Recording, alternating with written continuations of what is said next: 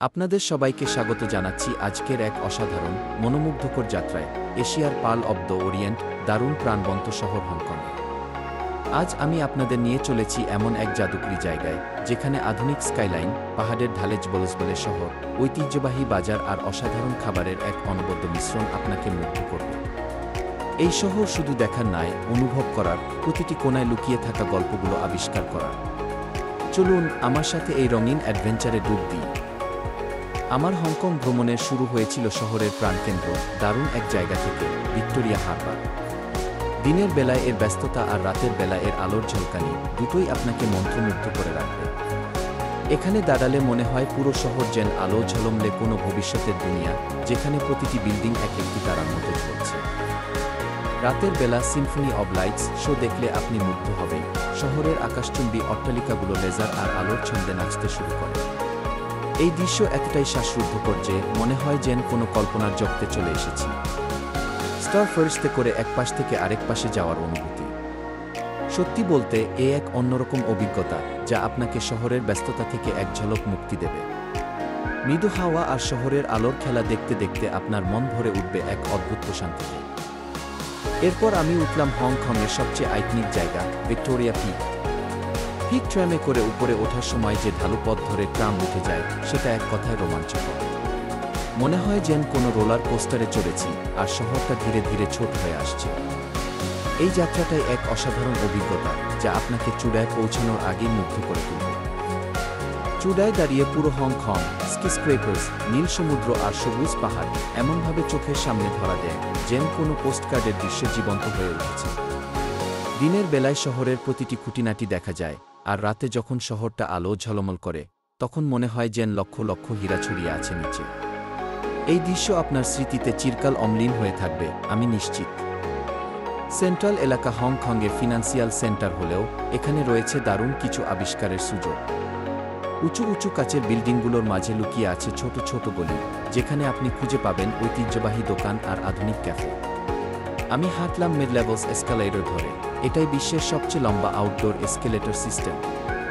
এই এসকেলেটর আপনাকে শহরের এক প্রান্ত থেকে অন্য প্রান্তে নিয়ে যাবে, আর পথে আপনি দেখতে পাবেন শহরের জীবনযাত্রা। রাস্তার দুই পাশে cafe, art gallery, book store, একটা সিনেমার মতো বাইক। এখানে আপনি আধুনিক স্থাপত্যের পাশাপাশি ঔপনিবেশিক আমলের কিছু সুন্দর বিল্ডিংও দেখতে পাবেন। সেন্ট্রালের ব্যস্ততা আর প্রাণবন্ততা আপনাকে মুগ্ধ করবে, যেখানে প্রতিটি কোণায় নতুন কিছু আবিষ্কারের সুযোগ রয়েছে। এখানে বসে এক কাপ কফি খেতে খেতে শহরের ব্যস্ততা উপভোগ করাটাও এক দারুণ অভিজ্ঞতা।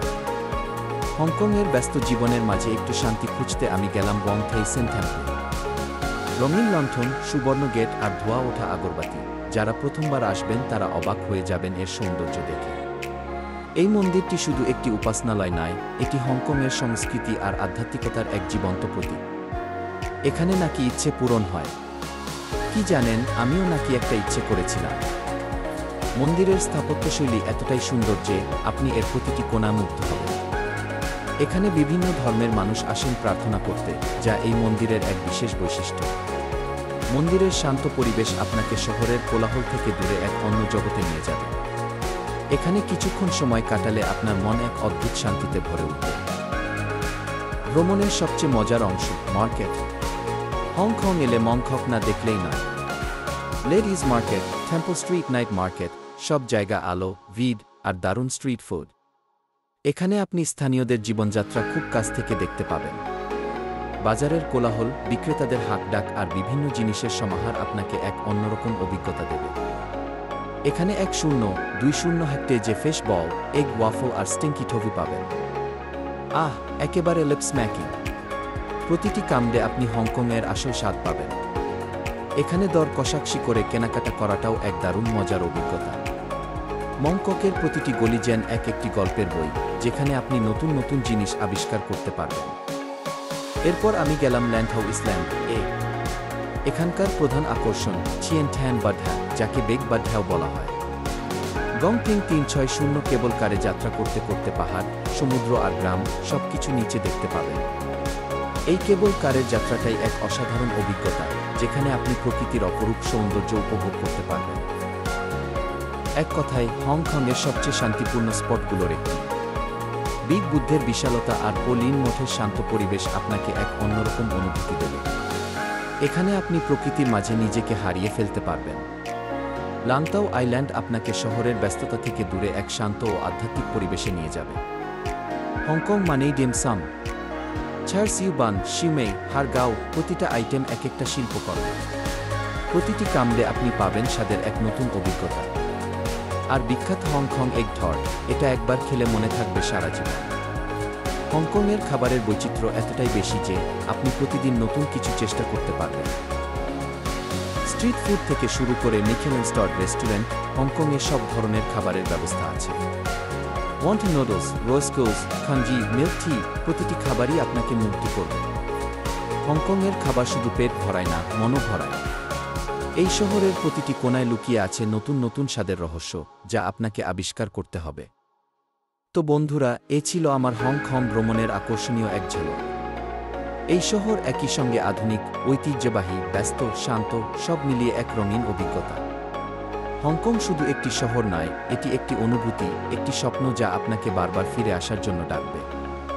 এর প্রতিটি গলি, প্রতিটি বাজার, প্রতিটি দৃশ্য আপনাকে নতুন কিছু শেখাবে। যদি এই ভিডিওটি আপনার ভালো লেগে থাকে তাহলে অবশ্যই একটি লাইক দিন। হংকংয়ের কোনো জায়গায় যেতে চান বা কোনো অভিজ্ঞতা আপনার সবচেয়ে ভালো লেগেছে তা কমেন্ট করে জানান। আর আমাদের পরবর্তী ভ্রমণ অ্যাডভেঞ্চার মিস না করতে চাইলে এখনই আমাদের চ্যানেলটি সাবস্ক্রাইব করতে ভুলবেন না। আপনার স্বপ্ন পূরণের জন্য হংকং অপেক্ষা করছে।